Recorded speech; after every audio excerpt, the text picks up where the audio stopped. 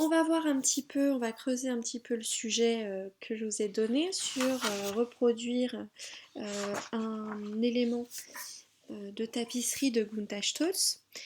Alors, on va voir un petit peu rapidement qui elle est, d'où elle vient et pourquoi est-ce que ça peut vous être intéressant, quel est son travail, etc. Une première mise en abîme, un petit peu de tout ça, et on verra ensemble euh, un petit peu plus loin ce que c'est que le Bauhaus et ce que c'est que Gunther Stolz. Donc pour commencer, le Bauhaus, qu'est-ce que c'est? Le Bauhaus, c'est deux choses. C'est une école et c'est un mouvement du design très important. Le Bauhaus, il y a des dates très importantes à retenir, c'est 1919 à 1933. Ces dates-là vont vous éclairer un petit peu sur le contexte socio-économique de l'époque. Il faut savoir que le Bauhaus commence avec la création d'une école faite par Walter Gropius, une école qui est basée à Weimar en Allemagne. Cette école-là reprend des principes qui vont être très clairs sur le design et qui vont être placés dans un manifeste, donc dans un écrit de règles qui explique comment le design de l'époque doit être. Ces éléments-là, on peut les retrouver très rapidement en une phrase. L'idée du Bauhaus, c'était de mélanger tous les arts, qu'ils soient majeurs, comme on l'expliquait à l'époque, les arts plastiques, le cinéma, l'artisanat, à des arts mineurs qui seraient le graphisme, la mode, le textile en général, et puis l'objet et l'architecture. Donc c'était vraiment de mélanger art, artisanat et design pour en faire une sorte d'art total. Donc ça a été Walter Gropius qui a créé ces fondements-là. Il a été très vite rejoint par des artistes très, très influents de l'époque, comme Paul Klee, comme Mies van der Rohe aussi, voilà, qui est un architecte très connu dans le monde. Et on peut voir que ça s'est vraiment mondialisé. Même si on s'est réalisé en Allemagne, on a vu aussi pas mal de créations faire le tour du monde, à Barcelone, à New York, à Los Angeles, en France aussi. On a énormément de personnes qui vont avoir travaillé et créé de l'architecture, des objets, du graphisme bauhausien. Bauhaus qui d'ailleurs peut se prononcer aussi bien Bauhaus que Bauhaus, puisque le nom est allemand. Voilà pour le Bauhaus. Petits éléments socio-économiques de l'époque. On est en 1919, en Allemagne, à Weimar. On a la montée de l'extrême droite qui commence à arriver suite aux catastrophes, qu'elles soient pétrolières, qu'elles soient pas pétrolières.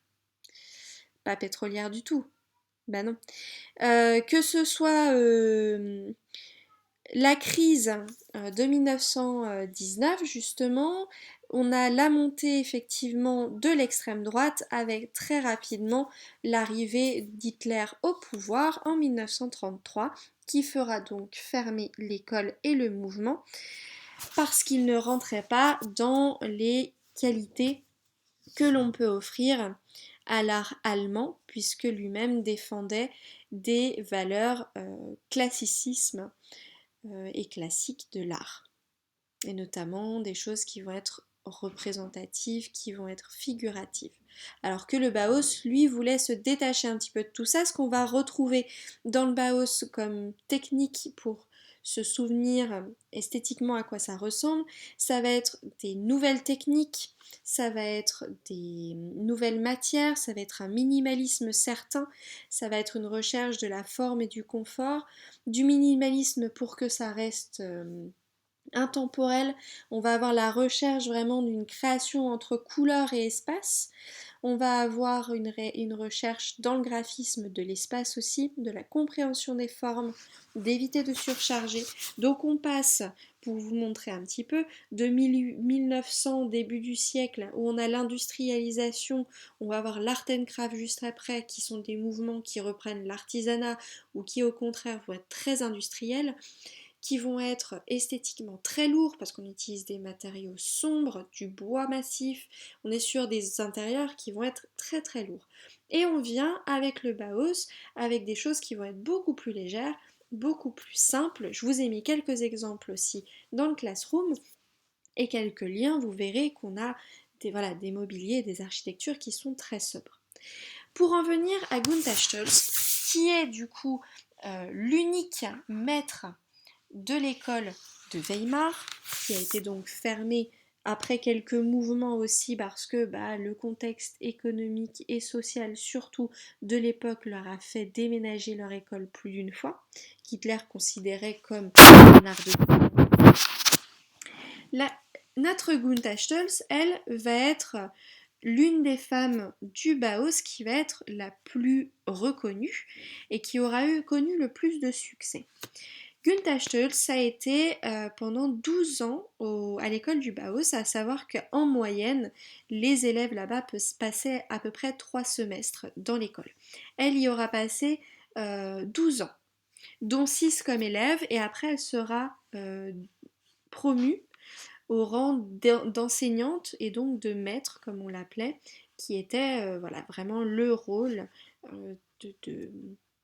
d'enseignant au Bauhaus. Donc ça montrait aussi les capacités, compétences techniques, créatrices que pouvait avoir Gunther. À savoir que si on replace un petit peu dans le contexte, le Bauhaus, c'est les années 30, on n'est pas encore dans une révolution féministe.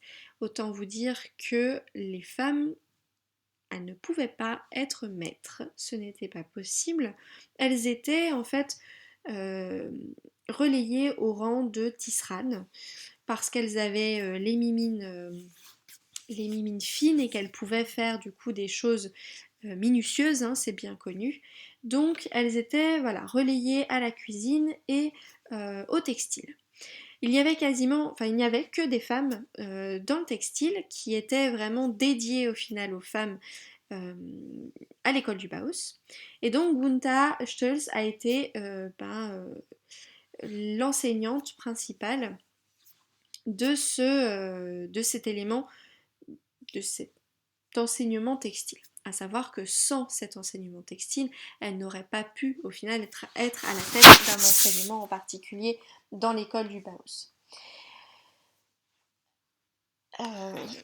Voilà, on reviendra un petit peu plus dessus plus tard. À quoi ressemble et comment est-ce qu'on définit au final le travail de Gunther Stölz? Ça va se caractériser déjà par un travail artisanal qui va être sérieux, très sérieux, et des combinaisons qui vont être toujours extrêmement variantes. On voit à chaque fois de ces tapis qu'il va y avoir un rythme, un assemblage de formes qui va être crescendo, qui va éviter tout ce qui sera schéma linéaire. On essaye d'enlever tout ce qui va être le schéma vertical, très sobre du Bauhaus. Elle, au contraire, va amener du coup quelque chose de plus vibrant, de plus linéaire, enfin de plus souple surtout. Donc on peut y voir parfois, au contraire de ce qu'on trouve dans le Bauhaus, on peut y voir parfois des motifs figuratifs, on peut avoir des vaches dans un paysage, on peut avoir des sujets religieux. Et à partir de ça, on va aussi avoir un gros travail sur la couleur. Donc elle est très influencée par Johannes Itten, qui est un créateur qui a créé la théorie des couleurs. Donc elle va être très influencée par son travail. Et il va y avoir du coup dans les couleurs un dynamisme et une vitalité bauhausienne qui va venir un petit peu plus se montrer au fur et à mesure des années. Donc on a aussi un élément qui est du coup était notamment caractérisé par Hitler de dégénérer pour cette raison-là, c'est qu'on a quelque chose de très vibrant dans de l'abstraction qui rappelle des choses comme le jazz, la danse expressive. On voit un petit peu comment devait être la vie au Bauhaus dans cette école qui était très communautaire avec une très bonne ambiance, une très bonne atmosphère. On a ce côté effectivement vibrant de la création bauhausienne.